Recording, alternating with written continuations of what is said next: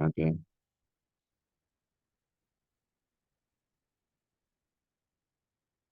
baik. Assalamualaikum warahmatullahi wabarakatuh. Selamat siang semuanya. Di sini saya perkenalkan diri terlebih dahulu. Nama saya Nada Muhammad Iqbal dengan NIM 72114223566 dari Rombel Akuntansi 22D dengan mata kuliah Statistika Ekonomi. Sebelumnya saya ucapkan terima kasih banyak kepada Pak Muhammad Ihsanul Amal, Sarjana Ekonomi Magister Sains yang telah mengampu mata kuliah kali ini. Di sini saya akan melaksanakan ujian akhir semester mengenai analisis deskriptif terhadap moderasi hubungan variabel antar variabel. Sebelumnya, yang pertama-tama di sini terdapat beberapa keterangan, yaitu yang pertama ada keterangan ROA sebagai variabel X1, proper sebagai variabel X2, CED sebagai variabel Y, dan saya sebagai variabel M.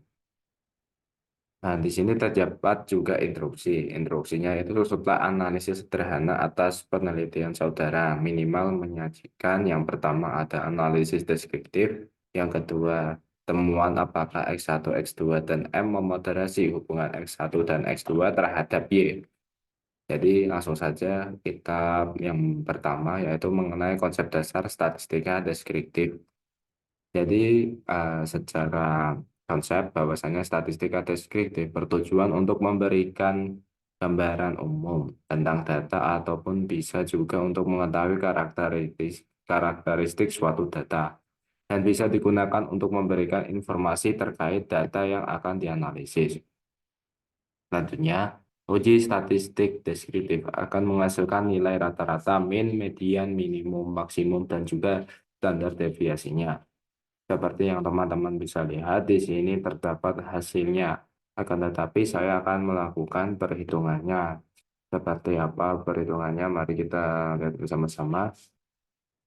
Kita buka Excel terlebih dahulu. Jadi di sini terdapat data sebuah perusahaan. Terdapat 38 perusahaan yang akan kita analisis kali ini, yang dimana terdapat perusahaan Ali, APMM, Adaro, dan juga seterusnya. Dan juga untuk tahunnya sendiri masing-masing dari tahun 2019 sampai tahun 2022. Nah, untuk beberapa indikatornya yang pertama,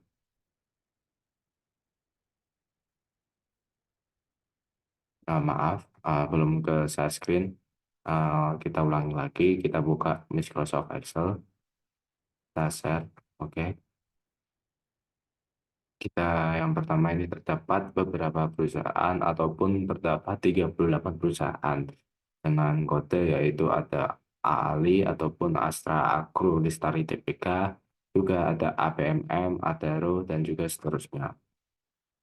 Dengan masing-masing perusahaan tersebut terdapat keterangan tahun mulai dari tahun 2019 sampai tahun 2022.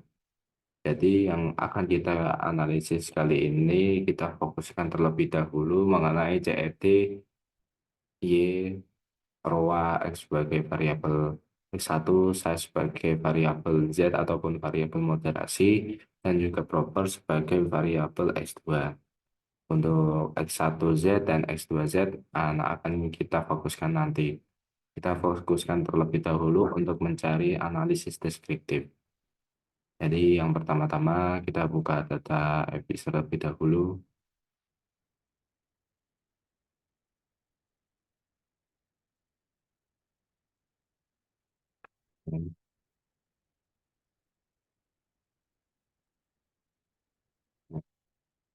Kita buka yang bagian open Valence,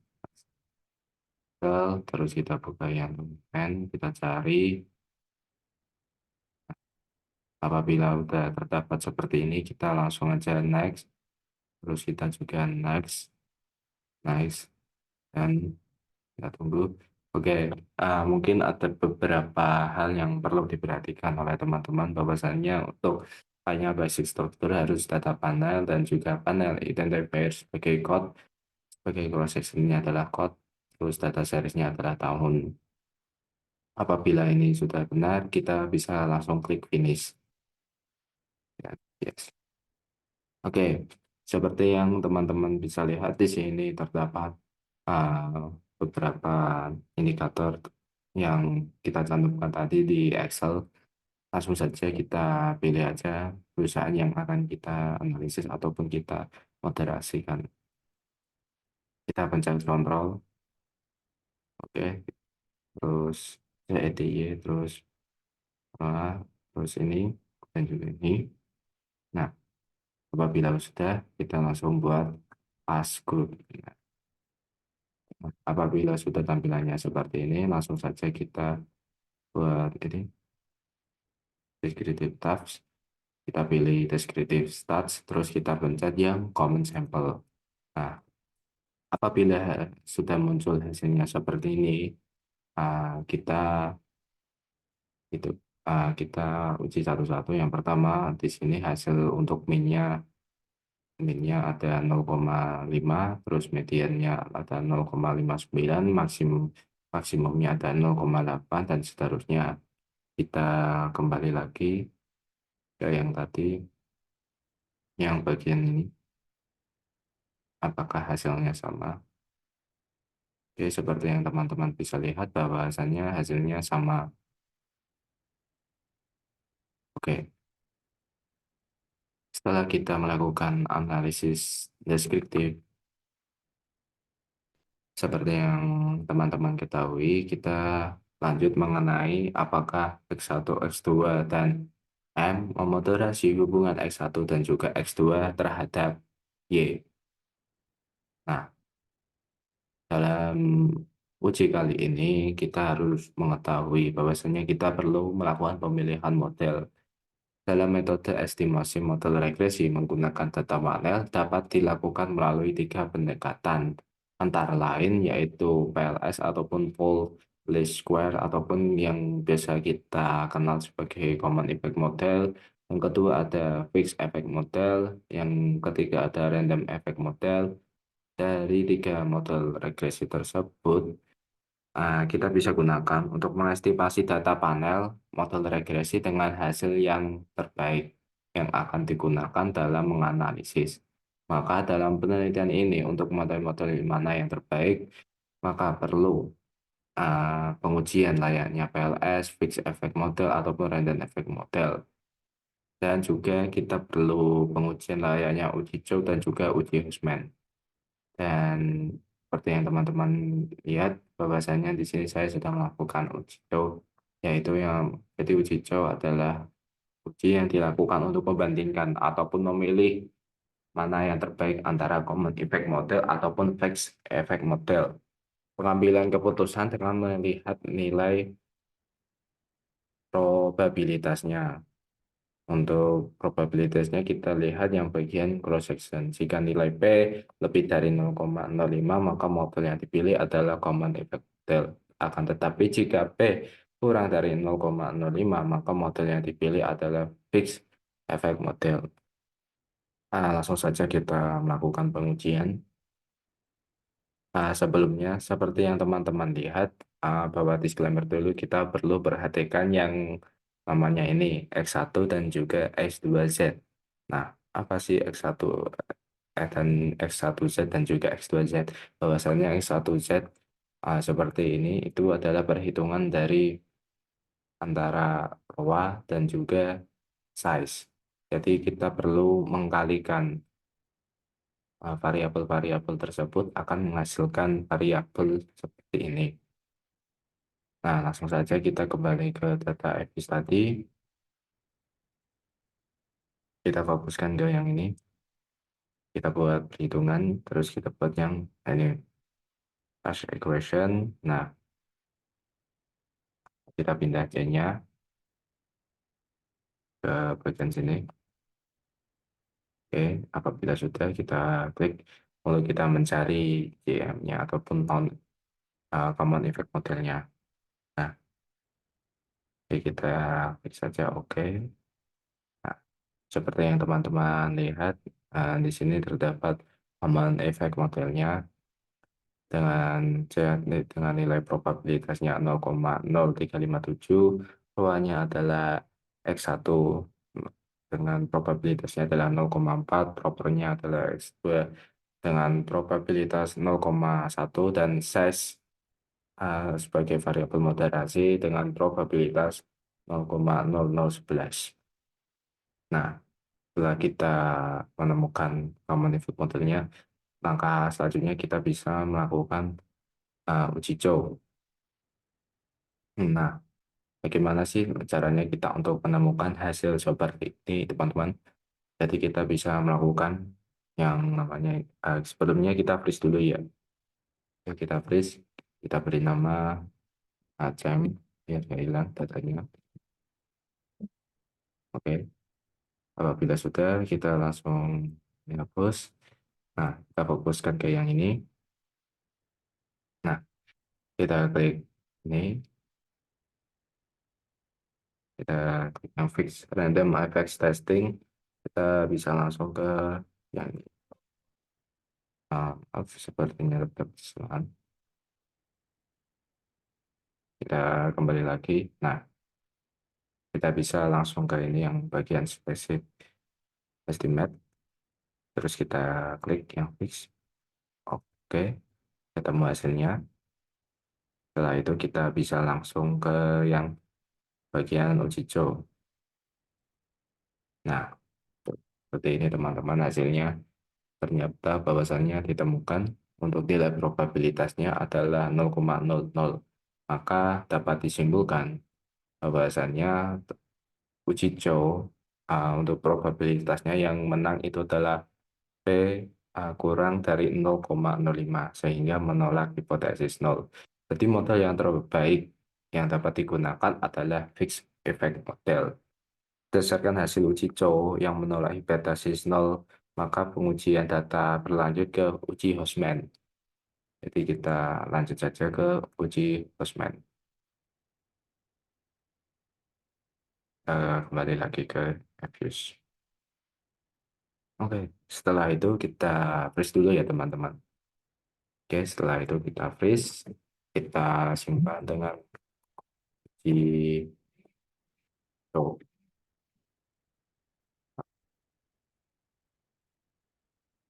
Kita simpan.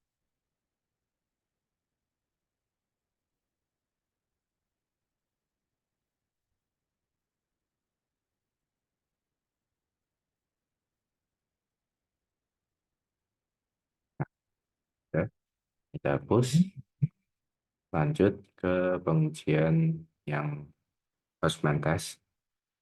Kita klik proc, kita specific estimate, terus kita pilih yang bagian random. Nah, setelah apabila ketemu, kita bisa langsung ke klik OK aja. Nah, setelah klik OK, ini seperti yang tadi teman-teman bisa lihat, kita kembali lagi ke awal yang bagian rem. Oh ya, sebelumnya mungkin kita bisa freeze terlebih dahulu ya teman-teman, bahwasanya di sini belum terdapat uji rem freeze. Kita namakan rem. Oke, kita hapus. Kita lanjut mengenai geosmennya, bahwasannya seperti yang tadi teman-teman bisa lihat, tadi kita sudah melaksanakan uji Chow. Lanjut saja kita lanjut mengenai uji Hostman test. Nah, setelah kita klik, ternyata sudah muncul hasilnya. Untuk hasilnya sendiri, teman-teman bisa lihat bahwasannya nilai probabilitasnya adalah 0,8143. Apabila kita kembali lagi, ya nggak seperti yang awal tadi ke Word, dasar. Oke. Untuk uji Hostman yang kita lakukan tadi, bahwasannya keterangan di sini adalah membandingkan memilih mana model yang terbaik antara fixed effect model dan juga random effect model. Pengambilan keputusan dengan melihat nilai probabilitasnya untuk nilai cross sectionnya sendiri, yaitu jika nilai P lebih dari 0,05 maka model yang terpilih adalah random effect model. Akan tetapi jika P kurang dari 0,05 maka model yang dipilih adalah fixed effect model. Nah, tadi kita sudah melakukan uji Houseman test, bahwasannya hasilnya sama ya teman-teman. Seperti yang kita lihat tadi, hasilnya adalah 0,8143. Nah, jadi kesimpulannya adalah nilai P itu adalah lebih dari 0,05. Maka yang terpilih adalah random effect model. Karena yang terpilih di uji Chow adalah fixed effect model, sedangkan di uji Houseman yang terpilih adalah random effect model, maka diperlukan uji Lagrange multiplier agar terpilih salah satu dari dua model terbaik tersebut. Jadi uji LM ini sebenarnya opsional, akan tetapi apabila yang tadi kita uji cow, kita lakukan uji cow dan juga kita lakukan uji Houseman ternyata hasilnya itu tidak sama, maka kita perlu yang namanya uji LM. Nah, uji LM sendiri digunakan untuk memilih ataupun menentukan model yang terbaik antara random effect model dan juga common effect model. Tetapi karena di sini data yang terbaik yaitu fixed effect model, jadi model yang dibandingkan adalah fixed effect model dengan random effect model.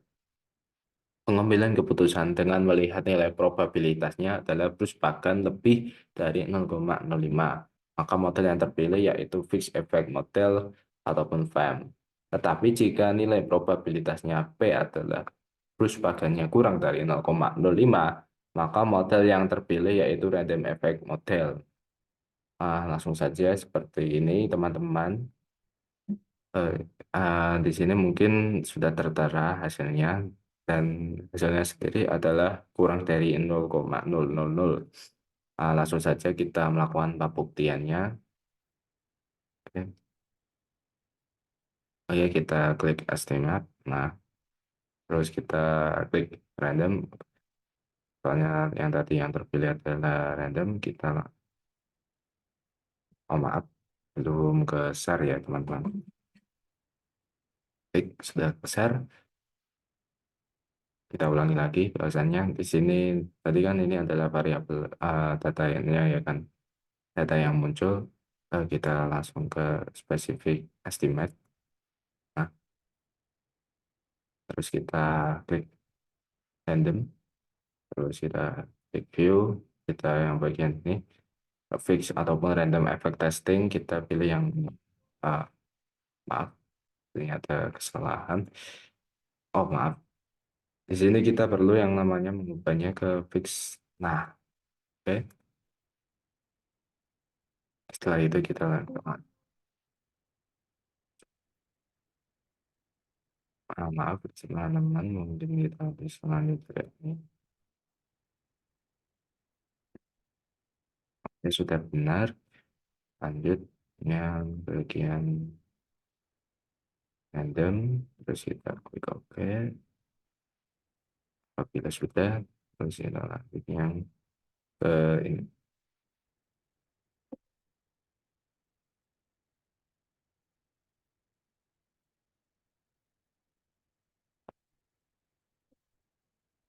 Maaf, kita klik ke sini.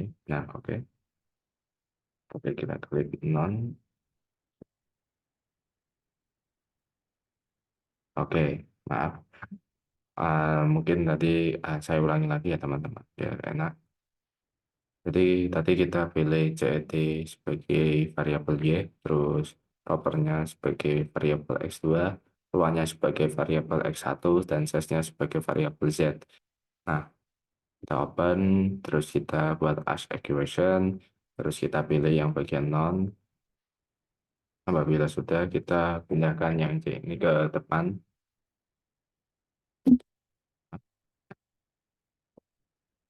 Oke, terus static oke, terus kita pilih view, terus kita yang bagian ini.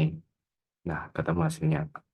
Seperti yang teman-teman bisa lihat, bahwasannya ini terdapat beberapa keterangan, yaitu kayaknya ini.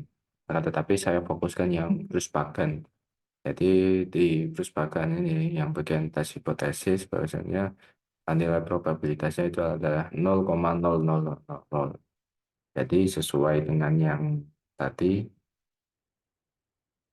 bahwasannya untuk nilai probabilitasnya adalah 0,0000. berarti kurang dari 0,05. Maka model terbaik yang terpilih adalah random effects model. Nah, tetapi kita lanjut, terus kita lanjut yang bagian moderasi variabel M pada pengaruh variabel X1 terhadap variabel Y. Jadi kita perlu perhatikan beberapa empat indikator berikut. Untuk menguji keberadaan M, apakah benar sebagai pure moderator, quasi moderator, ataupun bukan variabel moderating sama sekali, dapat diamati dengan kriteria sebagai berikut. Jadi apabila yang pertama itu adalah pure moderator, apabila pengaruh dari M terhadap Y pada output pertama tidak signifikan, dan pengaruh interaksi M dikali X1 pada output kedua signifikan, hasilnya adalah pure moderator. Yang kedua, apabila kuasi moderator adalah pengaruh dari M terhadap Y pada output pertama dan pengaruh interaksi M dikali X1 pada output kedua-duanya adalah signifikan. Yang ketiga, prediktor moderasi. Apabila pengaruh dari M terhadap Y pada output pertama signifikan dan pengaruh interaksi M dikali L1 pada output kedua tidak signifikan, hasilnya adalah prediktor moderator. Yang keempat, bukan moderator. Apabila pengaruh dari M terhadap Y pada output pertama dan pengaruh interaksi M dikali X1 pada output kedua tidak ada satupun yang akan menghasilkan signifikan. Seperti yang kita lihat teman-teman, bahwasannya tadi saya sudah melakukan pengujiannya untuk regresi X1 dengan Y. Outputnya adalah hasilnya seperti ini teman-teman. Tetapi kita akan melakukan pengujian bagaimana ataupun pembuktian apakah hasilnya sesuai ataupun tidak. Langsung kita buka yang ini, kita freeze, oke. Kita beri nama uji.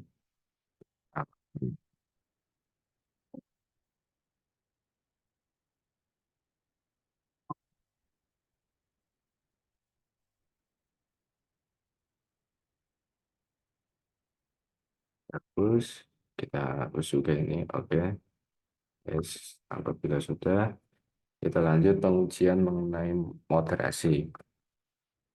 Nah, kita pilih ini, kita klik kontrol. Nah, terus kita klik juga yang ini teman-teman, dapat perhitungan aspect version. Nah, kita pindah C-nya.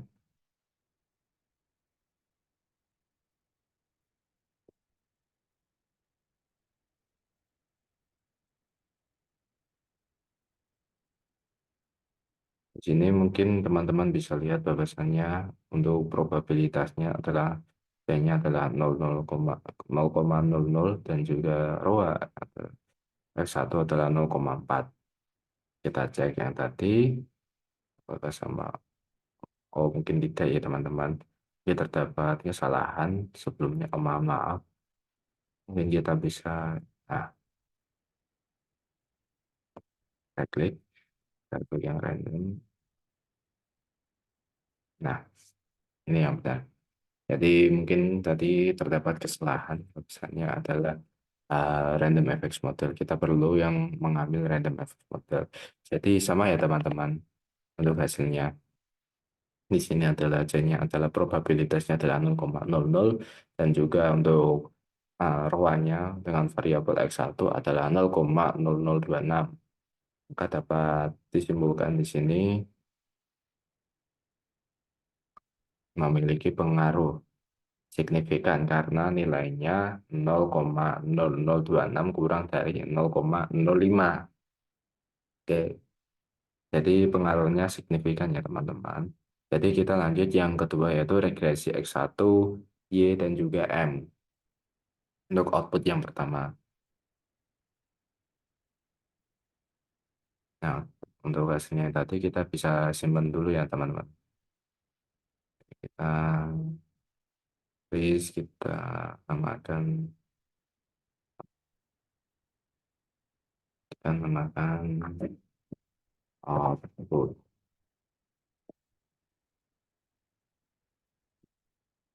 Nah, Kita bisa hapus. Setelah itu kita kembali lagi. Kita klik CTY, terus kita ambil ini. Terus kita juga ambil yang Z. Tuh, kita open, kita buat as equation, kita hapus C-nya, terus kita pindahkan C-nya ke depan, kita pilih yang ini ke random, klik OK, terus hasilnya seperti ini ya teman-teman. Kita cek tadi apakah hasilnya sama. Oke, untuk hasilnya sama ya teman-teman. Kita langsung ambil kesimpulan bahwasannya untuk nilai moderasinya adalah ataupun probabilitasnya adalah 0,0822. Jadi untuk kesimpulannya sendiri bahwasanya 0,0822 lebih dari 0,05, maka tidak signifikan. Kita lanjut ke yang ketiga, yaitu mengenai regresi antara X1 Y M dan juga X1M.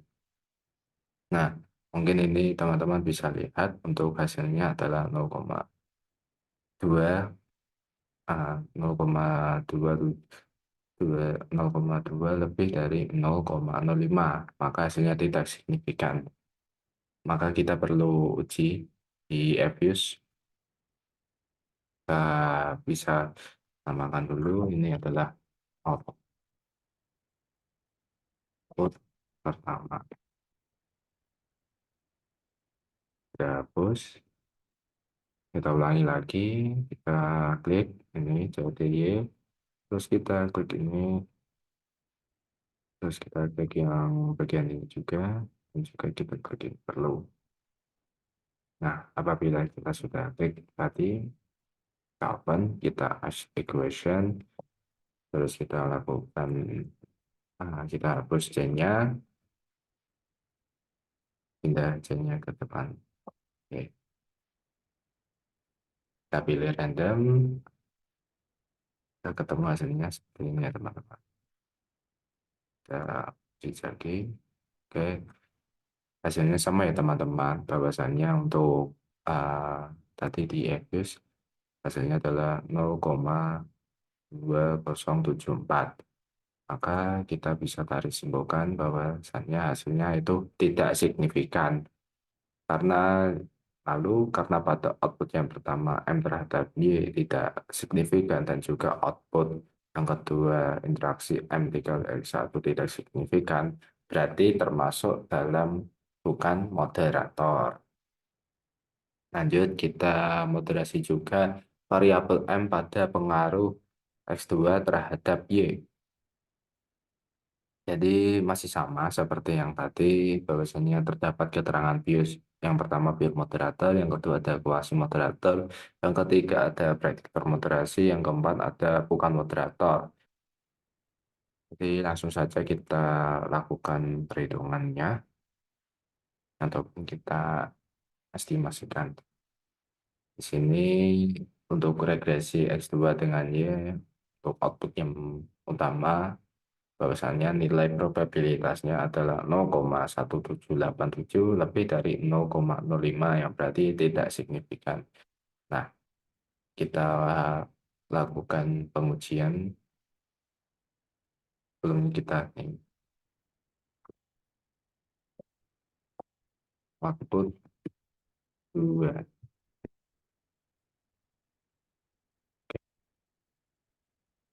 Langsung saja kita melakukan perhitungan ya teman-teman. Lalu kita variabel moderasi, kita klik yang proper X2, terus kita klik juga yang bagian ini, guys.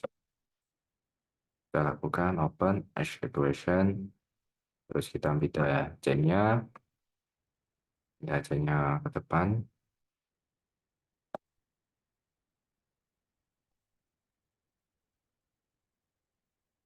klik yang ini random, terus klik OK. Kita ketemu ya teman-teman untuk hasilnya. Jadi kita bandingkan hasil yang tadi. Oke, tulisannya hasilnya maaf, Maaf teman-teman, mungkin terdapat kekeliruan. Saya belum memasukkan ini. Maaf, saya belum memasukkan variabel yang Y. Jadi kita ulangi lagi. Kita masukkan variabel Y, terus kita masukkan variabel X2. Kita open, kita buat as equation, kita pilih yang ini, random, dan juga jangan lupa untuk kita pindahkannya ke depan.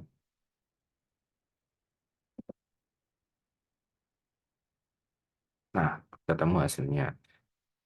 Seperti yang teman-teman bisa lihat, bahwasannya hasilnya sama seperti yang regresi X2 dengan Y untuk outputnya itu sendiri.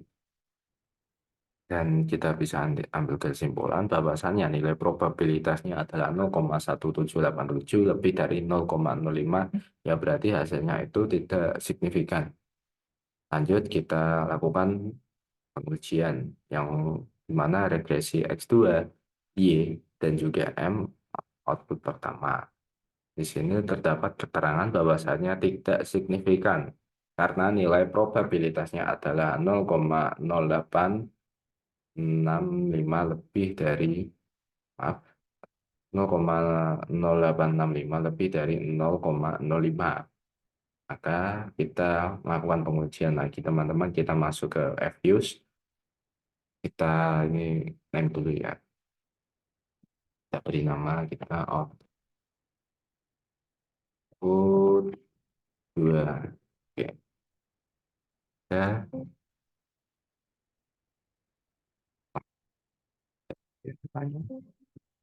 output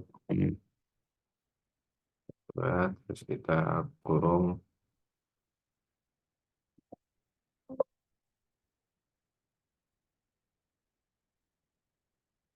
kita bisa kasih nama ini output X2. Oke,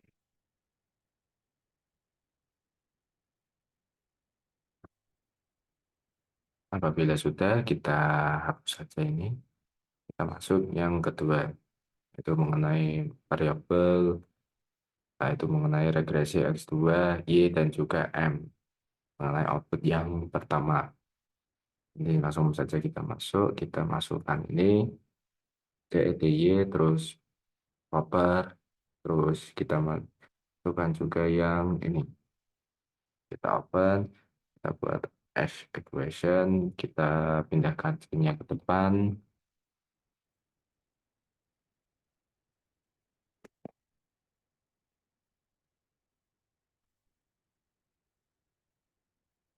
kita pilih random. Nah, apabila sudah, kita klik OK, temu hasilnya, bahwasannya untuk hasilnya sendiri C adalah 0,34, terus propernya sendiri yaitu 0,2, dan size-nya sendiri adalah 0,0865. Kita kembali lagi, oh ternyata memang hasilnya tidak signifikan karena nilai probabilitasnya 0,0865 lebih dari 0,05. Jadi kita lanjut yang terakhir yaitu mengenai regresi X2, Y, M, dan juga X2M. Ini output yang terakhir. Lanjut saja kita analisis bahwasannya hasilnya itu tidak signifikan karena nilainya probabilitasnya 0,0665 lebih dari 0,05. Karena pada output yang pertama M terhadap Y tidak signifikan dan juga output yang kedua interaksi M dikali X2 tidak signifikan, berarti termasuk ke dalam bukan moderator. Seperti ini ya teman-teman. Akan tetapi kita lakukan uji Fuse. Kita namakan terlebih dahulu, kita output 2, S2 yang bagian kedua.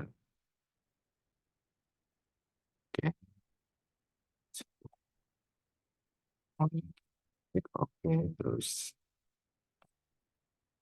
kita hapus saja ini bisa. Oke, untuk ini kita lakukan pengujian yang terakhir, kita klik kontrol, terus kita cari proper, terus kita ambil yang size, terus kita ambil yang X2Z, klik kanan, terus open as equation, terus jangan lupa untuk pindahkan C-nya ke depan.